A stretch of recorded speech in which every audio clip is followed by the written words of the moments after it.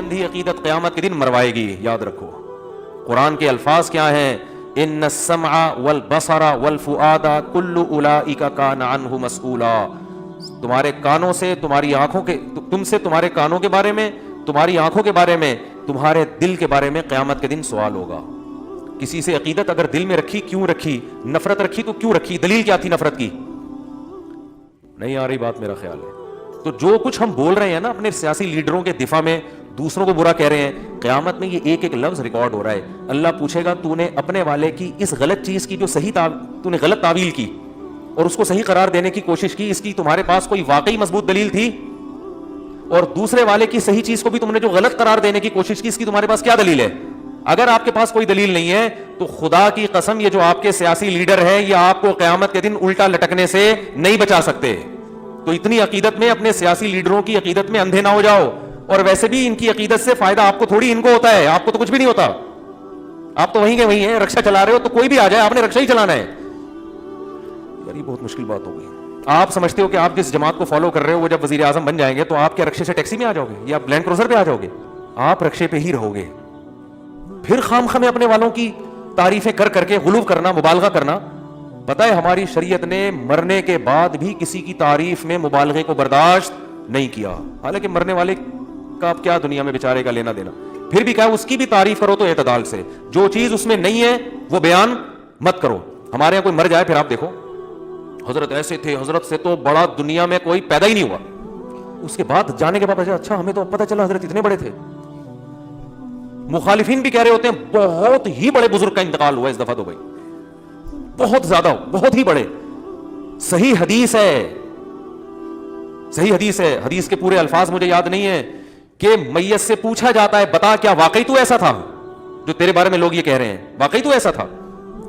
اگر آپ نے اپنی زندگی میں اپنے مریدین کی تربیت نہیں کی کہ میرے مرنے کے بعد میری ناجائز تعریف نہ کرنا, تو اس بات کا بہت خطرہ ہے کہ آپ کو بھی قبر میں اس کا عذاب دیا جائے کہ تمہارے بعد والے لوگ تمہاری تعریف میں مبالغہ کیوں کریں. اس بات کا خطرہ موجود ہے, حدیث سے مفہوم ہوتا ہے, مترشح ہوتا ہے یہ.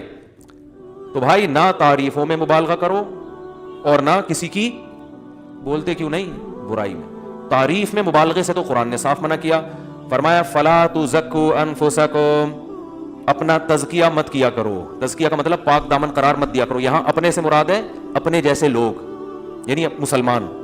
جیسے قرآن میں آتا ہے نا ولا تقتلوا انفسکم, اپنے آپ کو قتل مت کرو, تو تمام علماء کہتے ہیں اس سے صرف اپنی جان مراد نہیں ہے, یہ سب ایک نفس کی مانند ہیں جتنے بھی انسان ہیں, تو کسی کو بھی قتل مت کرو. تو ایسے ہی اللہ فرماتے ہیں فلا تزکوا, تزکو کا اصل معنی ہوتا ہے تزکیہ کرنا. آیت کا لفظی ترجمہ تو یہ ہوگا کہ اپنے آپ کو پاک مت کرو, تو پاک تو کرنا کا تکفیر. تو اسی طرح تزکیہ باب تفعیل ہے, اس کا مطلب ہے کسی کو پاک ہونے کی طرف منسوب مت کرو. کیا مطلب؟ کسی کو یقینی طور پر 100% نیک قرار دینے کی کوشش مت کرو. کیوں؟ هو اعلم بمن اتقى, اللہ خوب جانتا ہے کون متقی اور کون پرہیزگار ہے. یہ اللہ کو پتا ہے, یقینی طور پر تمہیں پتا نہیں ہے. اتنی واضح قرآن کی آیت ہے بھائی, اس کے بعد بھی ہم کہہ رہے ہیں فلاں سے بڑے تو دنیا میں بس وہ تو سیدھا جنت میں. وہ مرے کیوں؟ اتنے نیک, اتنے نیک, اتنے نیک. آدمی کہتا ہے پھر ان کو تو جانا ہی نہیں چاہیے تھا دنیا سے. بس بولو بھائی, ہم اپنے گمان کے مطابق یہ خیال کرتے ہیں کہ بہت نیک تھے, ہماری رائے کے مطابق ہمارا خیال ہے کہ انشاءاللہ اللہ ان کی مغفرت کرے گا, اور یہ ان کے اوصاف تھے, یہ ان کی خاصیتیں تھیں جو واقعی تھیں, ان کو ہائی لائٹ کر دے انسان. یہ ٹھیک ہے, یہ تو صحابہ سے بھی, تابعین سے بھی ثابت, اسلاف سے بھی ثابت, اور قرآن نے اس سے منع نہیں کیا. لیکن یقینی طور پر کسی کی تعریف میں بہت زیادہ مبالغہ کرنا, یہ پھر اللہ پہ گویا ایک طرح سے اللہ اس کو اپنے اوپر الزام سمجھ رہے ہیں کہ مجھے نہیں پتا, تجھے مجھ سے بھی زیادہ پتا ہے. یہ گویا یہ انداز ہو گیا. تبھی اللہ کہہ رہے ہیں ہوا عالم, اللہ کو پتا ہے بھائی کون نیک ہے اور کون برا ہے. اور آگے اللہ نے فرمایا اللہ کو اتنا پتا ہے ہوا اعلم بکم اذ انتم اجنۃ فی بطون امہاتکم, وہ تمہیں اس وقت سے جانتا ہے جب تم اپنی ماں کے پیٹ میں چھپے ہوئے تھے. وہ تو اس وقت سے جانتا ہے, تو اس کو تم سمجھا رہے ہو کہ اللہ کو بہت نیک تھا, اس کو وہ لازمی جنت میں جانا چاہیے. تو اللہ کے فرمان وہ تمہیں اس وقت سے جانتے ہیں جب تمہاری ماں اور تمہارے باپ نہیں تمہیں جانتے تھے. اس وقت سے تمہاری خصوصیات اور سب کچھ ہم جانتے تھے تمہارے بارے میں. تو اس لیے جس نے جنت میں لے کے جانا ہے, جس نے جہنم میں لے کے جانا ہے, اس کو پتا ہے. تو ہم اعتدال کے ساتھ, حضرت جی بہت اچھے ہیں, بس کافی ہو گیا. حضرت جی کیا ہے؟ بہت, بس کافی, اس سے آگے زیادہ نہیں بڑھاؤ. حضرت جی کی یہ علمی خدمات ہے, ماشاءاللہ اس میدان میں حضرت نے بڑا کام کیا. جو کیا ہے, جو حقیقت میں ہے, ان کاموں کو بیان کر دی. عربوں کی ایک عادت ہے, جب بھی وہ کسی کی تعریف کرتے ہیں نا تو ایک جملہ کہتے ہیں لا نزکی علی اللہ احدا، کہ ہم اللہ کے خلاف کسی کا تزکیہ نہیں کرتے، یعنی اللہ پہ الزام لگا کے یا ہم اللہ سے آگے نکلنے کی کوشش نہیں کرتے.